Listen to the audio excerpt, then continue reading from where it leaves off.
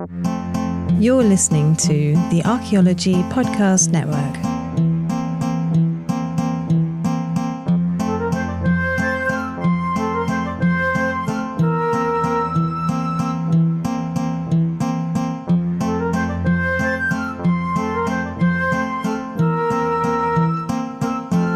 Hello, and welcome to The Dirt, a podcast about archaeology, anthropology, and our shared human past. I'm Anna. And I'm Amber. And this week, we point the Good Ship podcast to 27.1127 degrees south, 109.3497 degrees west, 2,182 miles off the coast of Chile. I'm sure all of you know exactly where I'm talking about when I gave you those coordinates. Oh, yeah. Everyone's yelling at their podcasts right now. We are talking about the island of Rapa Nui, to give it the name its inhabitants call it, rather than Easter Island, the name it was given when it was discovered on Easter Sunday by Dutch explorers. Yeah, this is one of those times when a news story comes up on our radar and is too interesting to pass up. And Rapa Nui is one of those places that is only known for maybe one or two things for most people. Big stone heads, and the idea that the inhabitants caused their own demise through overuse of the island's resources. Well, it turns out that this is probably not the case at all. I mean, the big stone heads part thing happened. Yeah. But don't worry. They're there. They're still awesome, and we will get to them. However, the story that made our little podcaster ears perk up comes from the Journal of Archaeological Science, Jazz, and was published in April 2020, so super recent. I'm going to read from a write-up of that study published by sapiens.org, and the article was written by Tom Garlinghouse, who says, Rapa Nui is often seen as a cautionary example of societal collapse. In this story, made popular by geographer Jared Diamond's best-selling book, Collapse! The indigenous people of the island, the Rapa Nui. I don't think it had an exclamation point. It's not. It was in all caps, though. Oh, okay. Then, yep. So, then your rendition stands. That's why I yelled it. Yeah. And I hope the microphone caught the echo in this room. Yeah, future me is going to be surprised all over again by that. So the indigenous people of the island, the Rapa Nui. So the Rapa Nui people live on Rapa Nui. Mm-hmm. Stay with me here.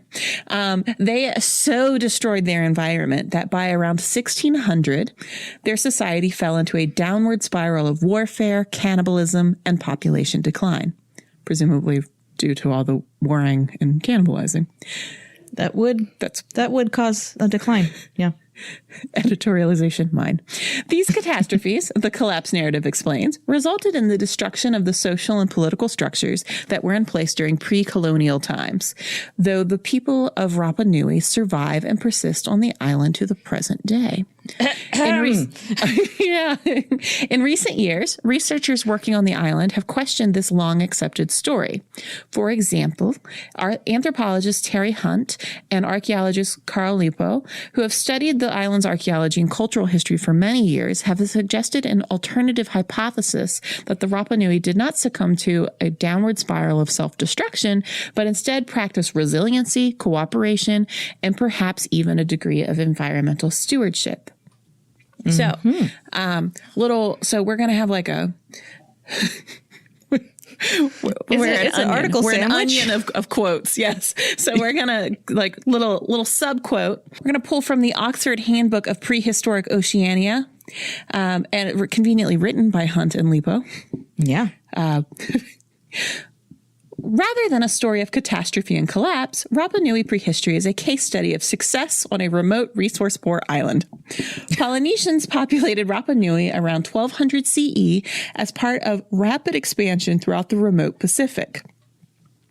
Colonists brought a roster of plants, taro, sweet potato, banana, sugarcane, etc., and animals, rats, chickens, and hang on a second, we're going to get back to those rats, along with a variety of knowledge about subsistence strategies like fishing, cultivation, and cultural practices such as statue and monument construction. Following colonization, original colonization of Rapa Nui. Yeah, not European, following like the just, peopling like of straight Rapanui. up people moving to it. Population grew rapidly and reached a sustainable equilibrium around 3,000. People, not years. I feel like as the island was transformed from a palm forest into an agricultural and human landscape. Also, real quick, apparently the like Rapa Nui palm, like the indigenous species of palm is like the largest palm in the world, but it went extinct. Oh. But like crazy. Like it's like super big. Well, it was. Which is interesting. That does it occur like, anywhere else in Oceania? I don't know that it does. Did. Bummer. Yeah, but big into palms there. Yeah. Well, you would be. Polynesian rats as hitchhikers or an intentional introduction. No, we don't know. So we might have a Five Old Goes West situation. Somewhere. Okay, go ahead. Rapidly, or shall I say rapidly, spread across the island, potentially reaching numbers in the millions in a very short time. 3,000 people. Given their a million rats. A million rats. Given their predilection for palm nuts, the slow rate of growth of the native palm, which was real big, and slash and burn cultivation practices, ultimately the palms went extinct.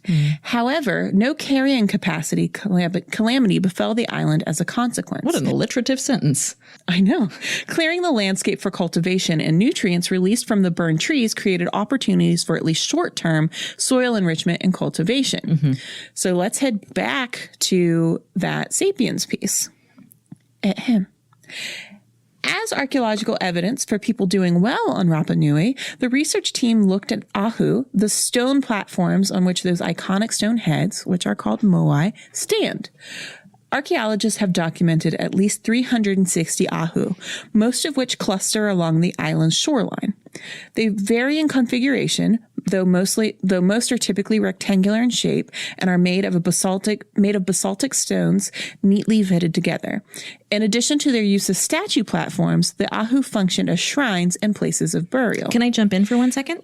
It's never stopped me before, but I just wanted to note that I linked it here, so it'll be in the show notes, but I didn't include in this script that the ahu are thought to have been constructed due to the placement and proximity to freshwater seeps on the island.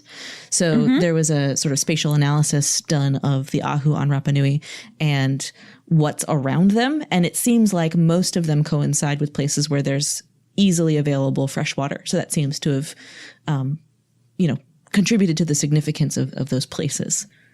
Okay. Yeah. Yeah. Oh, that's cool. Yeah. So it has like very crucial role in their lives, not only spiritually, but like very pragmatically. And probably one contributes to the other. Like, fresh water is so important that maybe it's ascribed some sort of. There would be, what is that called? Like importance. Sort of it's a numinous, it's like numinosity, where it's like there's a sort of holiness to the place. Yeah. Because whatever's there is so important. Yeah. Yeah. And so it's sort of like a transcendental importance. Awesome. I thought you were cutting in to correct me for saying burial. No, I would never do that. Okay. It creeps up on me sometimes. Robert DiNapoli, a doctoral student in anthropology at the University of Oregon, and his colleagues used existing radiocarbon dates from previous excavations at 11 different ahu sites. They employed what is called Bayesian analyses, which allow scientists to model the probability of specific events to build a more precise timeline of construction activities at each site. The new research indicates that ahu construction began soon after the first Polynesian settlers arrived on the island and continued even after European contact in 1722. The reasoning being that, if you're able to spend resources on building giant sacred figures, you're doing okay. Yeah. So that was their sort of benchmark for population success.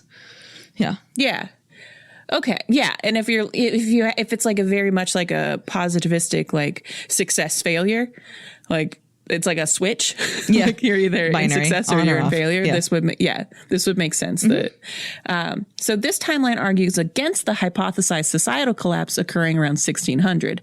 Dinopoli and colleagues argue that the downturn of the islanders began only after Europeans ushered in a period characterized by disease, murder, slave raiding, and other conflicts.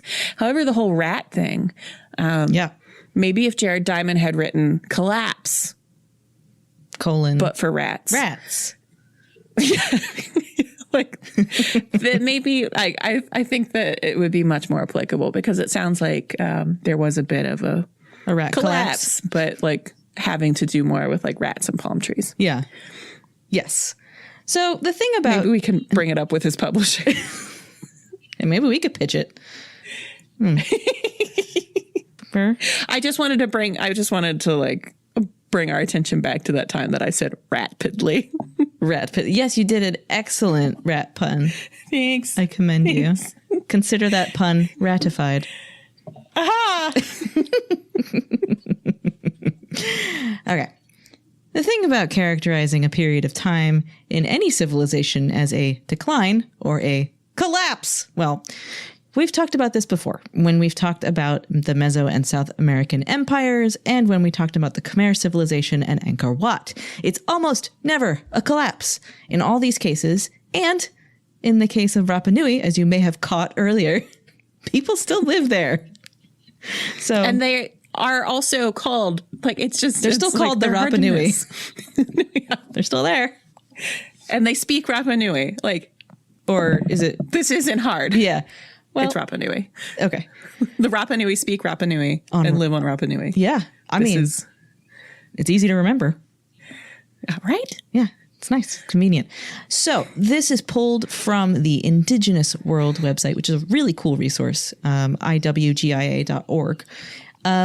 Quote, the 2012 census estimated Rapa Nui's total population at around 5,761 across an area of 163.6 square kilometers. This estimate turned out to be flawed and as a result has largely been nullified. The 2002 census, I know, I guess they were very wrong. They just counted 3 people and extrapolated. The 2002 census, which estimated the total population at 3,756 people, is therefore referenced in most calculations. So that's a 2,000 person difference.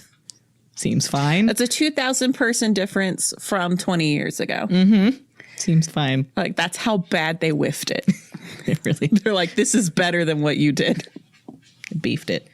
That census recognized 60% of the population as indigenous Rapa Nui, while 39% were mainland Chileans with mixed descent. Rapa Nui's traditional language is, as we said, Rapa Nui. The 2017 projections from the Chilean Instituto Nacional de Estadísticas, yeah, I got that right, the INE, estimated a population of 7,750. So, also, I think we have not mentioned yet that Chile annexed Rapa Nui in 1888. Yeah. Mm-hmm. So that's why this stuff is Chilean. Yes. It's off the coast of Chile. And so they're basically closest. Off the coast of Chile. 3,000 miles off the coast of Chile. It is in the middle of the Pacific. So that's why we're referring to Chilean. Yes. Yeah, good catch. During 2018, the Rapa Nui people of Rapa Nui have maintained their demands for recognition of their territorial and political rights. That is, recognition of their right to self-determination and their ancestral property rights over the entire territory of the island. In November 2017. And for time, I trimmed some stuff down. Okay. But in the show notes, we're going to have some links to some stories and also a article on cultural survival around a particular demonstration that happened where the hotel was one clan sought to have their ancestral land repatriated. It happens to now be a high-end spa and resort. Yeah, they weren't too keen on the idea. Yeah, they weren't successful. But I'm gonna include some news stories and some other things looking at that situation and how badly it was handled, in my view, by the police and the Chilean government. I agree. So there's more stuff. There's going to be more stuff in the show notes that I really recommend people check out. And then, just keep clicking from there on the links that we include. Yep. In November 2017, Chile finalized the complete transfer of the administration of the Rapa Nui National Park to the Ma'uhenua indigenous community, a community constituted under law number 19,253. In case you're wondering. It was a good one. Yeah, that old chestnut, which establishes regulations on protection, promotion, and development of indigenous people, and which creates the National Indigenous Development Corporation. Although this is an important step towards recognition of the Rapa Nui people and for their right to administer their property, the truth is that this transfer was made in the form of a concession to administer the park. The state still systematically refuses to recognize indigenous peoples' collective rights to ownership of the land. In particular, ownership of the territory comprising the Rapa Nui National Park, which contains all of the Rapa Nui's sacred and ancestral sites. This has exacerbated conflicts with the government as the Rapa Nui see the action as forcing them to live on their land, not as owners, but rather as occupants. If this sounds vaguely familiar, it's because we mentioned a similar situation when we talked about the Mapuche people and how the Chilean government used the story of the Brujos and the Mbunche to marginalize them. And if you haven't listened to that one, it's one of our Spooktober specials. It's a South American horror story. Is the name of that episode. And not to exclusively dunk on Chile here. No, it's just situations where they've perhaps it just so happens that we have two examples two stories that's specifically deal with Chilean annexation. But and it's Chile by no means is alone in doing this. But no, it's just these particular stories don't cast Chilean government in the best light. But give us time. Yeah, we'll get there. We'll find plenty of others. So it should be noted that the island of Rapa Nui is located approximately 3,800 kilometers away from the South American continent, and its original people lived the farthest away from another inhabited point than any other people on the planet. Such extreme geographical conditions pose a true challenge for the survival of members of this community, even in the 21st century. The new law, so granting them some sort of concessions of ownership, fails to provide a concrete solution to these issues. In the political realm, for the exercise of the people of Rapa Nui's right to self-determination over the island's territory, the first obstacle lies in the Constitution of the Republic of Chile. Chile, as a unitary state, considers only the mainland's reality for purposes of governing and legislating, without taking into account the traditions, customs, and cultures of the Rapa Nui people. It's sort of analogous, although not as culturally analogous, to Great Britain's colonization of the Americas and their attempts to, pre-Revolutionary War, their attempts to legislate without really taking into account things that were actually happening 3,000 miles away.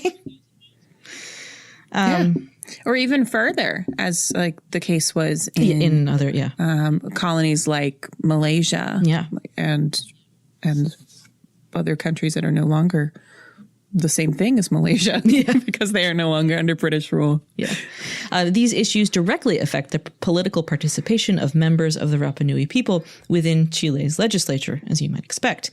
They have no representation or voice, and throughout history have failed to be considered when laws are developed, which generates constant conflict over the application of national legislation on the island.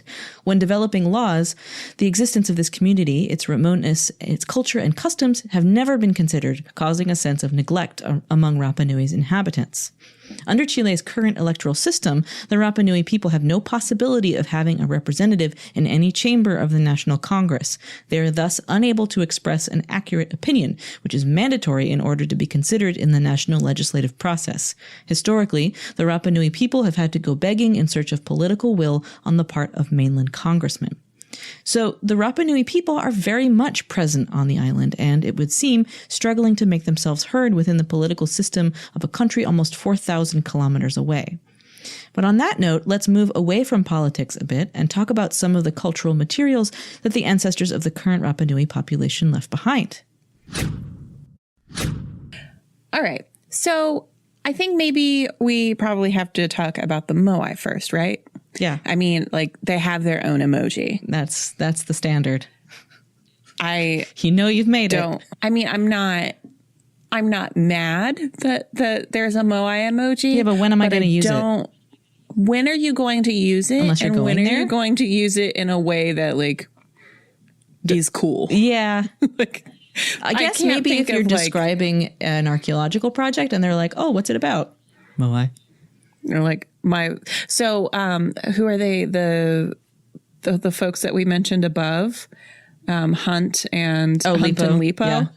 Their text emoji was made specifically for them to text each other.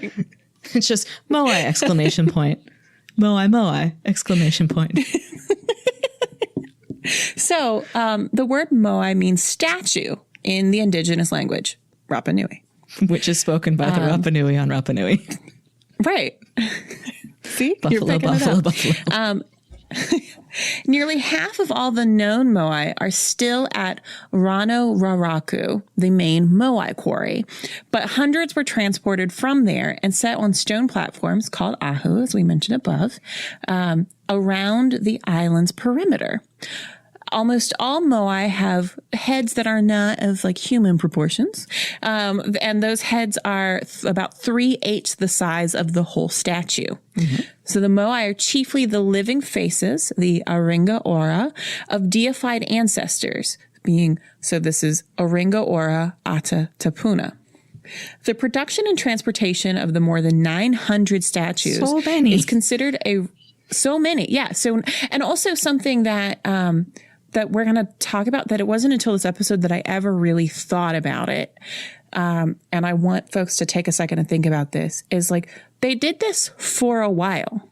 Yes. Like, I've always thought of it as being like the defining feature that from like the dawn of time, this is what they did and this is what they do until that whole collapse thing. And like, that's why they stopped doing it. Nope. And like, it was something that happened over a period of time. So there's 900. I guess I kind of thought there was like infinite or like there's up to like infinite, because we may never find them all, kind of thing. But they're just hanging out there. We have a pretty good sense of how many there are, because they are kind of big. And there's around 900.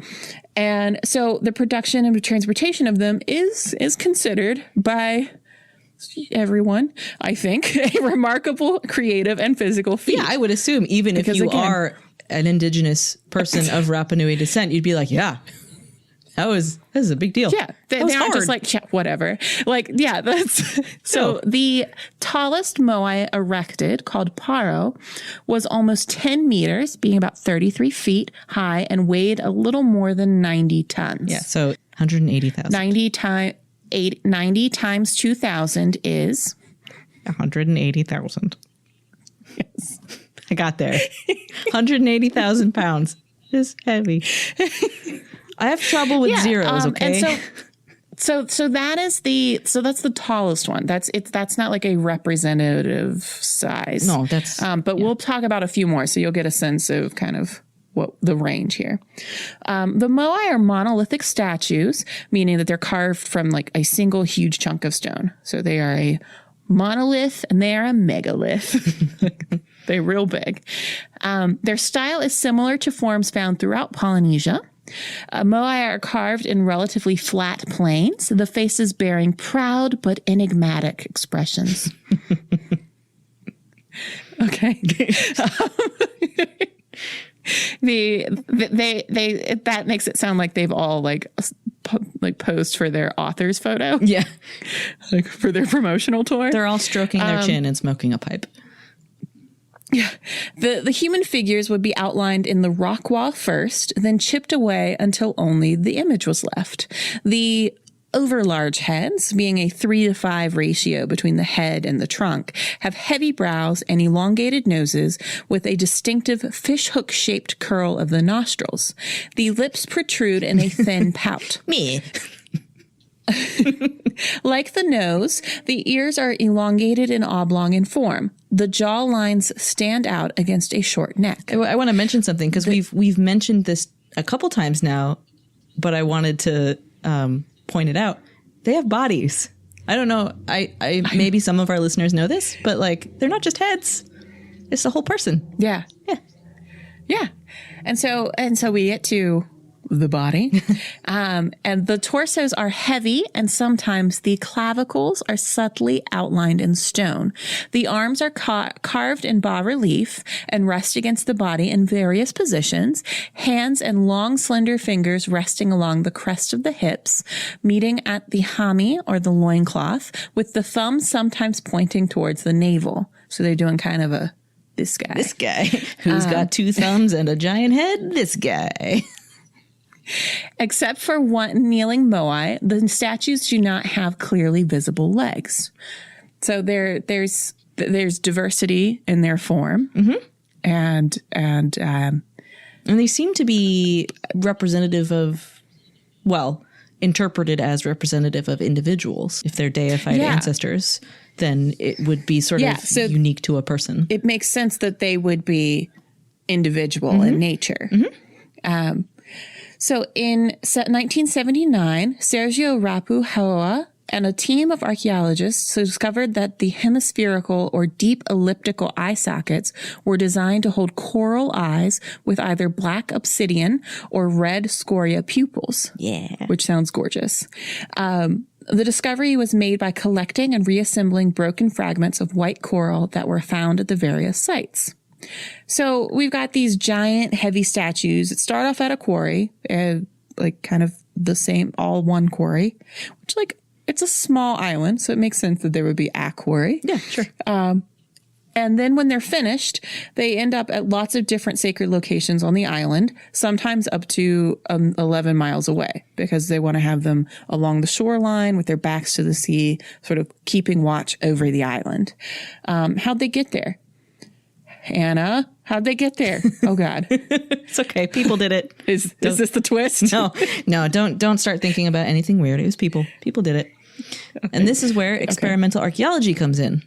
In 2012, archaeologists performed a study that seems to show how the moai got around. And what I want to say first here is that traditionally among the Rapa Nui, the explanation for how the moai got to where they are is they walked there, which in the past had been interpreted as kind of more of a spiritual interpretation of, an etiology, as we've talked about. Yeah. But the more we talk about this, the more walking might make sense.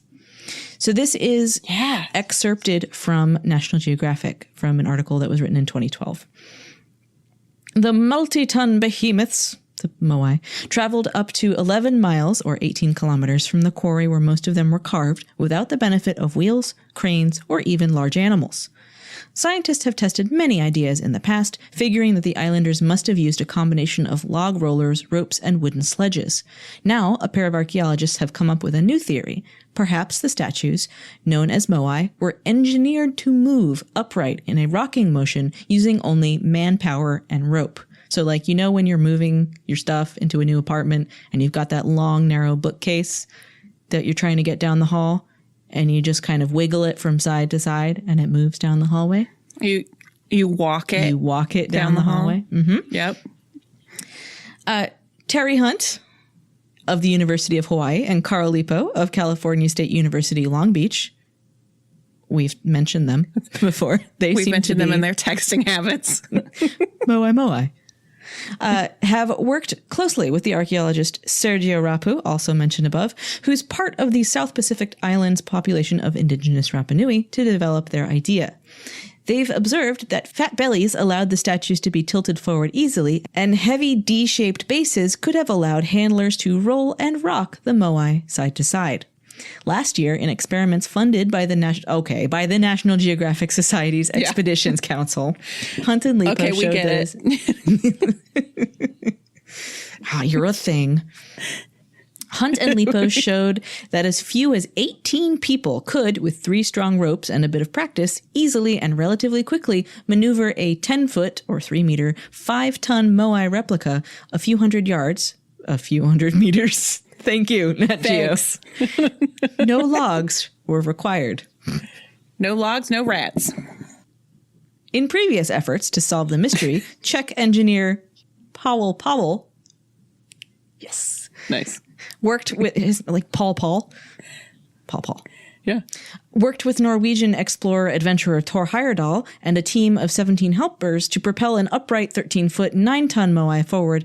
You'll notice I didn't say Moai replica. They used a real one. With twisting motions, keeping the statue fully upright at all times. That was in 1986, but Powell's team damaged the Moai's base and had to stop.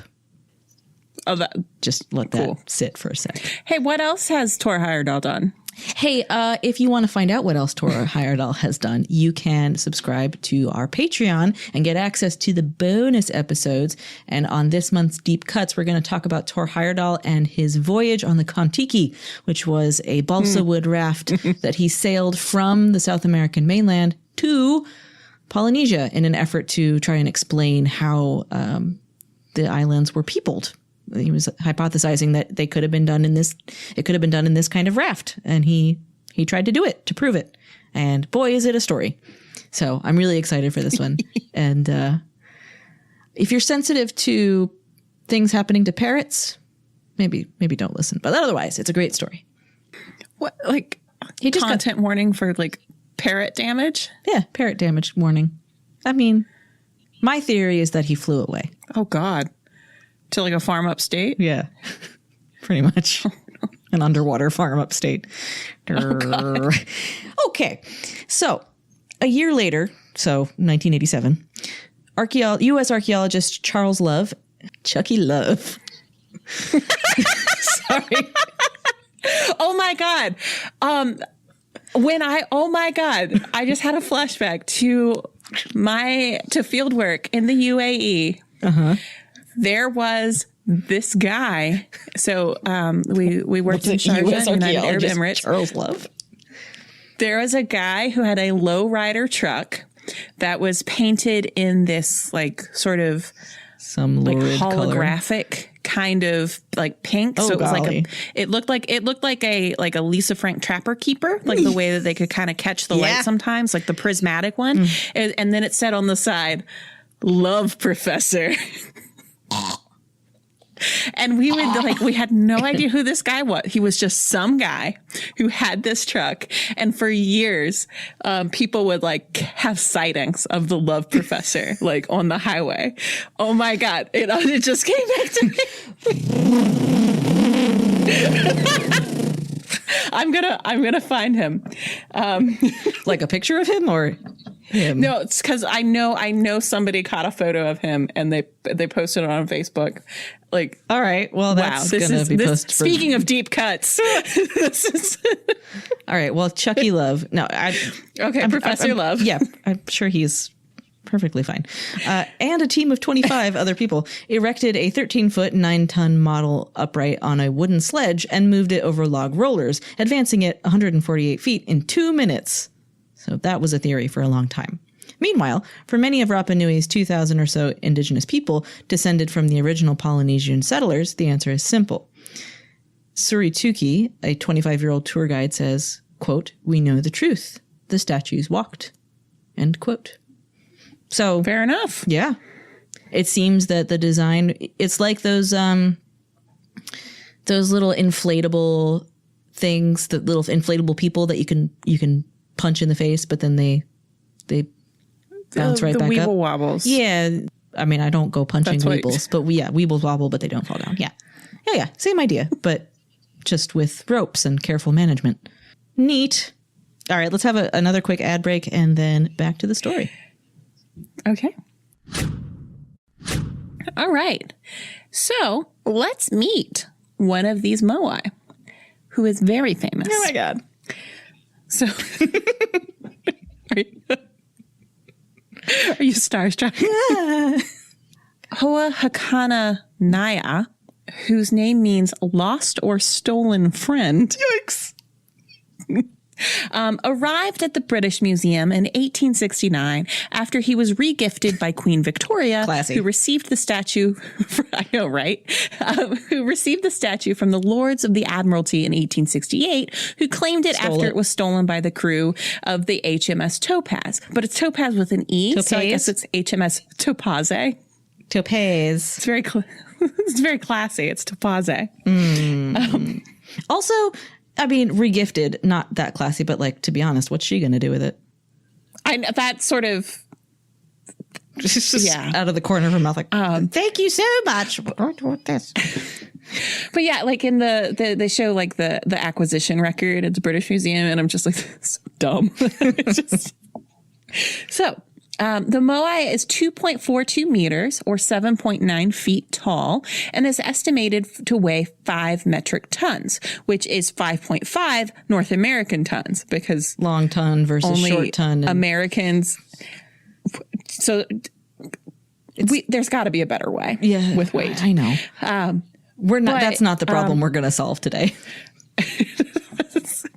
But so when we've mentioned before, this is, this is considerably smaller than the largest one, but this is much closer to the size of, I guess, what one could call like the median. Your average moai.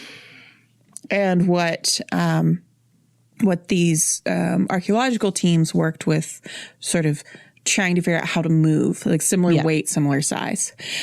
So this one is part of the reason why it's so heavy is that it's carved of basalt and is only one of 14 basalt moai, with the rest carved from tuff, which is a much softer, lighter form of volcanic rock. It's got a lot more like air pockets in it. We talked about tuff in the Green Sahara episode. Yeah, we did. Tufa. I knew we talked about it. Hyper tufa.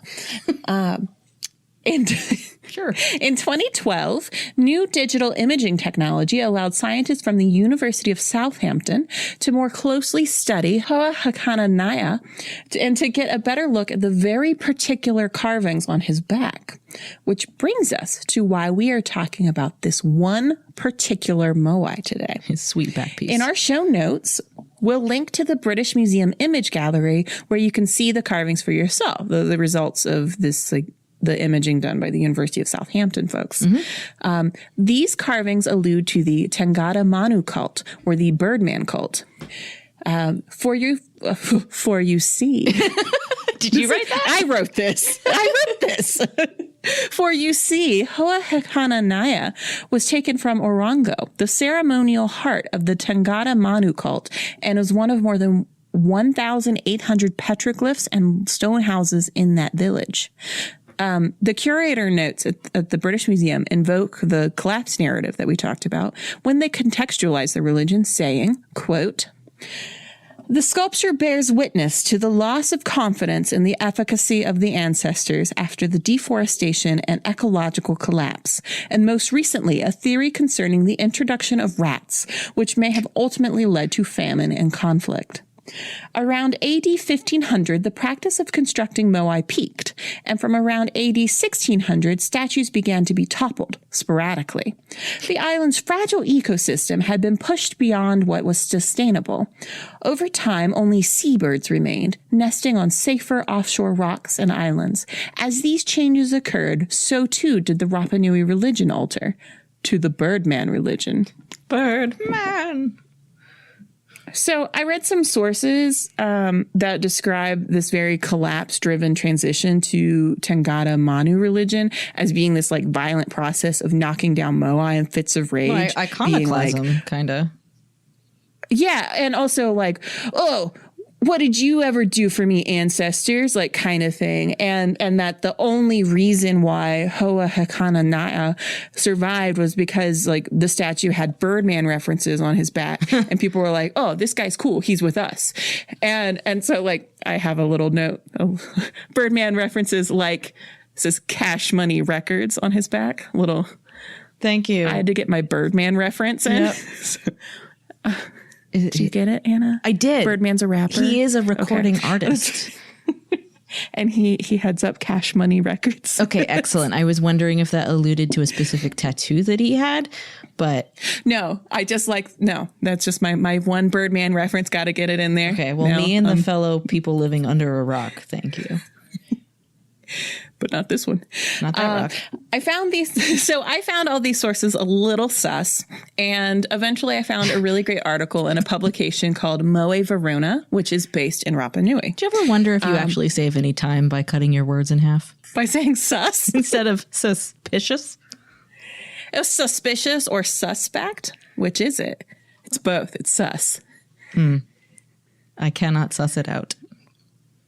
Exactly. So the author, or as I like to say, the auth. Hate that. So the author, Cristian Moreno Pacarati, is a Rapa Nui historian of Rapa Nui and appears to have dedicated his life and career to serving as an intercessor between Rapa Nui and the rest of the world. Not to I don't want to minimize it, but it's sort of like a family business. So like his grandparents were like very prominent Rapa Nui, sort of like cultural figureheads. Oh, cool. And he has other people in his ancestry who were very instrumental in Rapa Nui and wider Polynesian culture. I don't know if that's minimizing it. I think that's sort of I don't want to I just don't like calling it like a family business sort of thing, but this is something that is cultural stewardship. Yeah, definitely. So I'll link to Moe Varuna in the show notes, but I want to share a rather lengthy excerpt from this article because it's really brilliant. Like, it's great. Lay it on me. Also, so Moe Varuna is mostly in Spanish, and I think they have a guy that does translations. Oh, so boy. Props to that guy. Yeah. Because I'm reading the English. Yeah. And so I don't know if this was originally written in English or originally in Spanish, but either it's not Google Translate like weird pigeon English. It's not like a human being that has a knowledge of both languages translated it, or a human being with knowledge of both languages wrote it. But this is a free This is a free magazine that you can subscribe to. And I think if you read Spanish, you'll get more content. But that guy's busy. That one guy. They're like English version by, and I'm like, oh my God. So beginning in the 14th century, Pacific navigation began to diminish rapidly due to the Little Ice Age, which caused lower temperatures and drier climates. These effects made it impossible to maintain large colonies on those Polynesian islands that were most susceptible to climate change. The navigational route, which was most affected, was the southeastern, which led to the abandonment of all the islands between Mangareva and Rapa Nui. This left Rapa Nui isolated, now at twice the distance than before from the closest inhabited point. So Mangareva is 2,800 kilometers, so about 1,740 miles away. Mm-hmm. Although direct navigation between one island and another is not impossible, it was surely an excessive risk, which, in the end, led to disconnection. The end of the era of long-distance navigation isolated the archipelagos of Hawaii, New Zealand, and, obviously, the solitary island of Rapa Nui. This extreme isolation led to the development of unique, specific cultural traits. The origin of the bird cult can be traced to this period of isolation and is a reinterpretation of the cult of the ancestors. It began to gain more acceptance and slowly replaced the megalithic giant stones. The construction of Moai reached its peak in the 15th and 16th centuries, followed by a slow decline in effort, technique, and construction of ceremonial platforms. The apex of the bird cult wouldn't come until after contact with the first European explorers in the 18th century. Here's where it gets really good. This is the part where I'm like, oh, okay. Two planes of existence converged in the concept of the universe on remote Rapa Nui. The people understood that life after death was something horizontal rather than vertical, differing from Judeo-Christian religions. The world of the mortals, of the living, was a triangular volcanic island. The beyond, or Po, where the spirits would go after leaving their corporal bodies, was as the sea and its depths. Where that parrot went. Nonetheless, Some spirits of higher hierarchy could travel even farther, beyond the sea to Hiva or Vake Vake. Hiva appears in legends as the land of origin of the first inhabitants of the island. Although those legends tell of the island sinking into the ocean, the Easter Islanders were able to be certain that other lands existed beyond the sea due to the arrival of birds. These birds had to come and go from somewhere. Some clues on what was to be found beyond can be seen on the shores of the island and in the cycles of nature. Tree trunks and wooden flotsam, which arrived floating on the waves, was a semi-divine signal. But easier to predict for the observers and the scholars of the island was the arrival of the turtles and migratory marine birds. The birds were part of the natural cycle, which together with the flowering of the trees and plants, the phases of development of the insects, the position of the sun and the stars, allowed people to calculate the passage of time and seasonal changes on the island. Birds became considered as a connection between the world of the living and the world of the spirits. They were the messengers of the spirits, of the ancestors, and of the gods. In the latter case, an avatar of the god Rongo, called Make Make, became the principal divinity associated with this cult.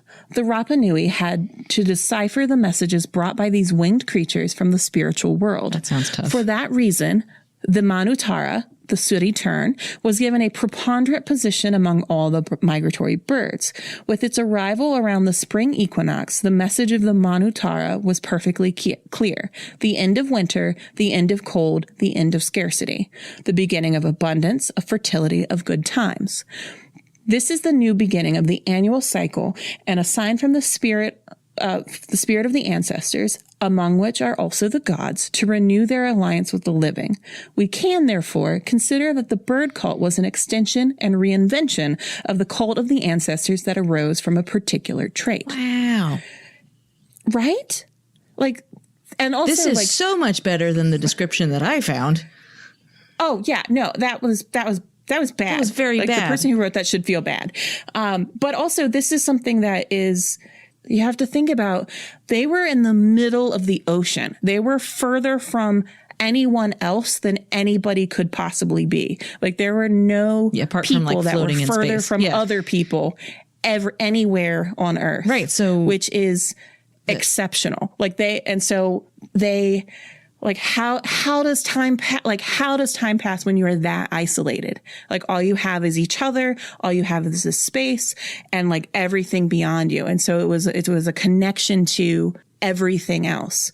This is like really beautiful and like it makes sense. Like the way he's written this. I'm so glad you found this. It makes perfect sense. Yes. Like, yeah, duh. And it's not like, oh, they're so silly, they love these birds. And it's like, no, this is something that it like anchors you in time. Yeah. And so to wrap this up, he says, its apogee was after the arrival of the first Europeans, when the Tangado Manu, the Birdman, competition at Oronga reached its maximum expression. It is altogether possible that the arrival of these European ships simply confirmed to the islanders the truth behind their religious beliefs, transforming it into a type of cargo cult, incorporated in the ritual symbols that can be found on the rock art at Orongo. This ritual came to an end with the depopulation of the island, the arrival of missionaries, and the imposition of Christianity on the demoralized survivors of a once great civilization. Oof. Yeah. Oof, doof. So that's something that also stands in stark contrast to the collapse narrative. There's this idea that they were like getting increasing, like, so just above when I was talking about what the British Museum said, where like, oh, they had to rely on these birds because like they ran out of other animals because they ate everything and each other, and there was collapse and they like lost faith in the ancestors and all this stuff. But actually, turns out, no. Like if you listen to what this... If you listen to the people themselves. Yeah, and that it's actually something that things changed, and so people changed too. And so when they didn't have that consistent contact with wider Polynesian society, they kept going their own way. And this is a way to sort of reconnect with the the relationship and worship of their ancestors and the gods beyond that, that this is a way to kind of stay in touch with it. Yes, it's a renewal. So like if the birds show up, like the ancestors are still looking out for us. That there's still something beyond. Yeah, there's still something beyond the ocean. There's still something else. And just that, you know, as somebody who grew up like in a landlocked mountainous place, I can't the Oakland Museum of California had I think it was a temporary exhibit. If it's not, folks in the Oakland area should definitely go see it. But it was on Oceania. And so it was in part like a looking at the relationship of Pacific Islanders to the Bay Area and like descendant communities there, but also looking at the islands. And I remember they had you could go through the exhibits, and there was one that was, I think it was Vanuatu. And so it was kind of created this, kind of the environment. And so you go out and you're kind of you're on an atoll, and it gave me like this sense of like agoraphobia. Yeah. Because you're like on a chunk of rock in the middle of the ocean. And like I could not wrap my head around it. And it was really like upsetting, like just being in a room and just like standing there and being like, oh my God, that it's just, you can see from one side to the other and that you're stuck here. And if something goes wrong, like on like I understand how like on people can be kind of attracted level to like this idea of collapse, like that it could all go horribly wrong, because it does seem like one false move. There's a lot of consequences. Yeah. And so just like thinking about being like on this island, and so, you know, like tree trunks can like wash ashore, and you're like, oh, it's there. It's still out there. There's stuff out there. There's trees somewhere. And so after the navigational routes stopped, like either lessened or stopped, there would have been, because oral history is like oral tradition is very strong on Rapa Nui. So there would like they would know that like, well, they know they got here from somewhere, and they knew that within a few generations, people had come through, and like they had trade and they had exchange, and they just like, or just like knowing that there were other people out there. And so just having this reminder that there's something other than you is really powerful. Yeah. So to wrap things up, let's talk a little bit more about navigation. Let's. This is based on a recollection from the depths of my brain fishbowl, which actually turned out to be correct this time. So good job, me. But first, a little bit from the Oxford Handbook of Prehistoric Oceania.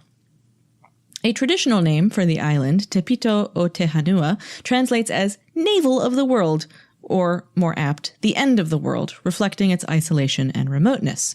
Rapa Nui's geographic isolation is increased by its extreme windward position. Sailing to Rapa Nui from central Polynesia would have meant driving? Well, okay. You drive a boat. Yeah. Don't you drive boats? Well, I think it means that boat, drive that plane. I think it means driving in the sense of emphatic forward motion. It startled me. Okay.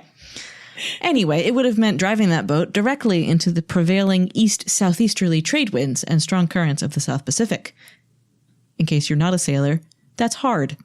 Such a windward voyage would normally require tacking, making the journey approximately 4 times farther than a straight line distance. Oh, so again, if you're not a sailor, tacking is if you are sailing directly into the wind, it's really hard to do because, as you might expect, the wind pushes you directly backwards. So if you sail at an angle to the wind, backwards and forwards and backwards and forwards, it's like going up a mountain and using switchbacks instead of taking the direct line. Okay. You're going back and forth and back and forth. So it really increases your distance, but it means that you can sail against the wind. So they would have makes it possible, but a pain in the butt. Further. Yeah. And also east southeasterly means that the wind was coming from east southeast. Yes. It's not pushing you in that direction. No, it's coming from it's coming from that direction. Yes. I took Geology 103 Earth systems. Earth systems. It's like one of the, this is what I remember from I'm sure my divisional requirements. Yeah, I was going to say. Thanks, Don. I was going to say, I'm sure Don would be proud. So tacking. A windward voyage would normally require tacking, increasing the distance, but recent research suggests voyaging windows provided by westerly winds, coming from the west, associated with periodic El Nino conditions may have enabled Polynesian colonists to make a downwind sail to the island. So the wind would be at your back, so you could just go, whee! In any case, voyaging to Rapa Nui from central Polynesia meant discovering or later relocating a very small target in a vast, empty region of the southeastern Pacific. Like you said, like how'd they do that? So thinking about yeah, just like I'm sorry to keep like forcing people into galaxy brain moments, but like no, it's a you're huge in the amount middle of space. the Pacific Ocean. And like if you can go to Google Earth and go to Google Earth and just find. We gave you the coordinates right up at the top of the show. You could type those in, or you can just search Rapa Nui or search Easter Island and just zoom out and wait till you see land. In 2020, it is hard to get from one place or another. Like for work, I was trying to get a colleague from Fiji, also to far end in the ocean. It is very difficult and we have planes. We got planes. We got big planes. You got to drive that plane. We drive that plane. So it's something that it is absolutely incredible that, and like in no way is this pejorative against. No, we're not saying it's amazing that indigenous these people accomplished navigators, just anybody that a human can like intentionally get from this island back to it on purpose and to another one. Yeah. So this is what made me think of the thing that we're about to talk about. Thinking about groups of Polynesians navigating made me remember something I learned a long time ago. So I was good, and I didn't just say I remember this thing. I went looking for actual corroboration, and it turns out I was not just making it up. So let's talk for a moment about traditional Polynesian navigation techniques, which may or may not have been used in the journey to Rapa Nui. And I will say that this comes along with a lot of other really amazing, sophisticated navigation and mapping techniques. Like some Polynesian groups would make these grid maps, so these woven, they were made out of palm fronds and other sort of twigs and, natural materials in this kind of grid. And the grid represented different ocean currents. And then different shells or stones or other materials would be woven into that grid to denote things within, so islands or destinations. And so that would be, rather than having, a paper foldable map that you have in your driver's seat, they would have sometimes these physical objects that would represent ocean currents and actual physical locations. But in the absence of that, they did other things. And so the source that I found, possibly the cringiest title I've ever found, which I immediately texted to Amber for confirmation that it was the cringiest title. And I think, still a winner? I think so. Okay. So this is from an article entitled The Soft, Warm, Wet Technology of Native Oceania by Harriet Witt. And it was originally published in Whole Earth Review in the fall of 1991, in case you're curious. So I have excerpted from this article. Quote. And it's just, you're like, oh, maybe it's not so cringy. Wait. Yeah, no, it is. Quote. A man's testicles might not seem like something to be used for navigation, but they were and are in native Oceania. So are stars, driftwood, clouds, seaweed, winds, birds, weather, the smell, taste, and temperature of the ocean, interference patterns on the sea surface, and the olfactory sense of an onboard pig. How? Our search for the answer begins in our 50th state. So the rest of this article is sort of a series of musings on ethnographic accounts of navigation from Hawaii. But since this extends to kind of the larger Polynesian population in terms of navigation techniques, I figured it was apropos here. So we've skipped a bit, and now we continue. What does he, the navigator, do when it's cloudy? As the sun or stars disappear, he translates his position into the language of wind, wave, and swell angles. He notes the ratio of pitch to roll induced in his boat by the dominant swell, and keeps to his course by keeping this ratio constant. So understanding that he's pointed in a constant direction and the boat is reacting in a consistent way. If the wind changes, he notes it before it affects the waves and adjusts his mental calculations accordingly. Which, this is just mind-boggling. Like, you have to have this whole system in place in your head, and you have to have learned it. It has to have been this cultural tradition passed down from teacher to student. Wild. He recognizes different winds as much by their character as by their direction. He may track the wind with a pennant attached to the mast. He may monitor wind, waves, swells, and the relative angles between them by mentally timing the dippings of the tip of the sail. To get a feeling for what the wayfinder is doing all this time with his testicles, it helps to understand ocean swells. I mean, what are you doing with your testicles, sir? The persistent question. Ocean swells, Amber. These enormous formations are powered by distant storms and steady trade winds and shouldn't be confused with surface waves, which change direction as the local wind shifts. Swells march in consistent ranks across thousands of miles. The swell entertaining surfers in Honolulu is generated by winds south of New Zealand. If you can read the shape of a swell, you can tell the direction and strength of the current beneath it. And this is critical because if you don't know what the current is doing, you can steer a perfect course and still get lost. The wayfinder reads the swell by sitting cross-legged and nearly naked on the bottom of his all-vegetable matter canoe and feeling it in his testicles. So, I mean, yes, it's funny because testicles, but it's the most sensitive, or at least one of the most sensitive parts of the male body. And so why not use it as a tool, as it were? Well, I guess we ended up not talking about just one kind of stones today, did we? All right. That's my time, everybody. You've been great. Good night. No, but really, we're going to wrap up the episode here. We're actually done.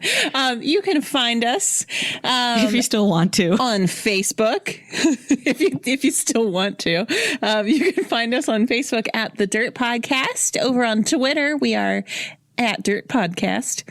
And on Instagram, we are at The Dirt Pod. Yep. And you can find all of that as well as show notes, which we mentioned, for all of our episodes on our website, thedirtpod.com. And there you can also buy merch or sponsor episodes, all your very own, and support us on patreon.com/thedirtpodcast. But for right now, we want you to give that money to a mutual aid fund near you or to an organization like those compiled by Reclaim the Block.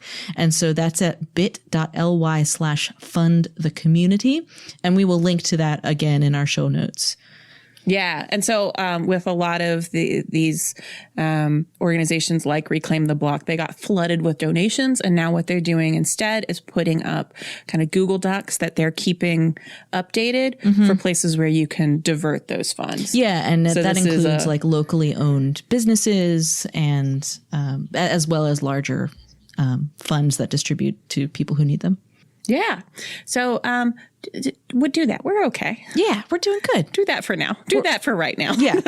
Yeah. You support us by listening. You support us by leaving reviews and stars on all the places that you can do that. And we thank you for that. And we thank you for listening. Yeah. We love you. Okay. We do. We do. Bye. I'm really trying not to make another testicles joke. Okay. Goodbye. Goodbye. This show is produced by the Archaeology Podcast Network, Chris Webster and Tristan Boyle in Reno, Nevada at the Reno Collective. This has been a presentation of the Archaeology Podcast Network. Visit us on the web for show notes and other podcasts at www.archpodnet.com. Contact us at chris@archaeologypodcastnetwork.com.